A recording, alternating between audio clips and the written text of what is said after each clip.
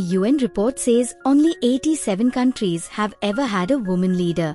Globally, women make up 23% of cabinet members, only 27% lead ministries, and 36% hold positions in local legislatures.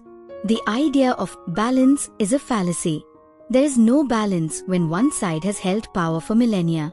We need a reckoning, a radical redistribution of power, a dismantling of the foundation upon which this unequal world has been built. We must challenge ingrained biases, subtle acts of misogyny, casual sexism that permeates our daily lives. We must hold men accountable for their complicity in a system perpetuating inequality. More than apologies, we must demand action. We must rewrite rules, redefine boundaries, and create a world where women are not just equal but sovereign. At the core of patriarchal system lies a fundamental misperception of reality based on gender and distorted understanding of the divine, often projecting masculine attributes onto the supreme while relegating feminine qualities. Ancient wisdom speaks of the cyclical nature of time, ebb and flow of power. Women are daughters of Lilith, inheritors of Kali, reclaimers of Inanna, Mesopotamian goddess of love and war. Our future is equitably human, and the first step is dismantling unequal status quo. From a spiritual lens, patriarchy is antithetical to principles of oneness and equality. Upanishads, Bhagavad Gita, and other spiritual texts emphasize cosmic unity of all beings. However, centuries of patriarchal distortion have overshadowed this wisdom, relegating women to margins of social and spiritual recognition.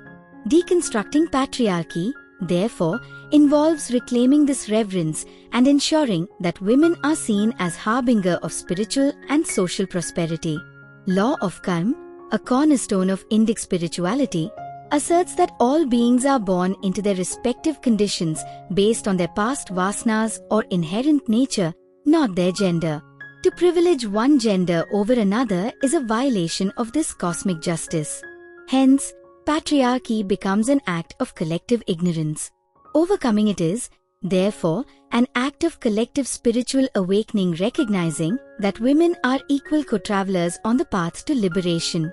Furthermore, ahimsa, non-violence, extends much beyond physical harm to include emotional and systemic violence. Practices such as female infanticide, child marriage, and denial of education to girls are gross violations of ahimsa. In Indian tradition, women are regarded as an embodiment of Saraswati, goddess of wisdom.